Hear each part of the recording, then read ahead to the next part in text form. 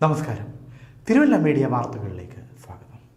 കഴിഞ്ഞ ദിവസങ്ങളിൽ സോഷ്യൽ മീഡിയയിൽ പ്രായമായ ഒരു മാതാവിനെ അവരുടെ മകൻ അതിക്രൂരമായി മർദ്ദിക്കുന്ന ഒരു വീഡിയോ വൈറലായിരുന്നു. കണ്ടവരുടെയെല്ലാം ഉള്ളും നെഞ്ചും പിടഞ്ഞു പോകുന്ന കാഴ്ചയായിരുന്നു അതിൽ. അവസാനം പോലീസ് ഇടപെട്ടു.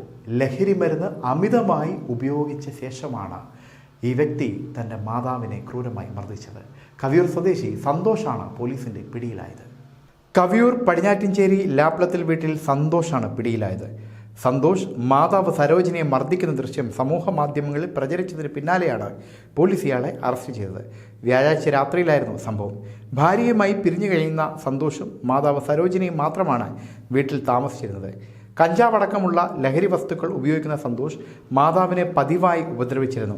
വ്യാഴാഴ്ച രാത്രി മർദ്ദനമുണ്ടായപ്പോൾ സമീപത്ത് താമസിക്കുന്ന അടുത്ത ബന്ധു മൊബൈൽ ഫോണിൽ ദൃശ്യങ്ങൾ പകർത്തുകയായിരുന്നു. പോലീസ് എത്തി സരോജിനിയുടെ മൊഴി രേഖപ്പെടുത്തി. News desk Thiruvalla media.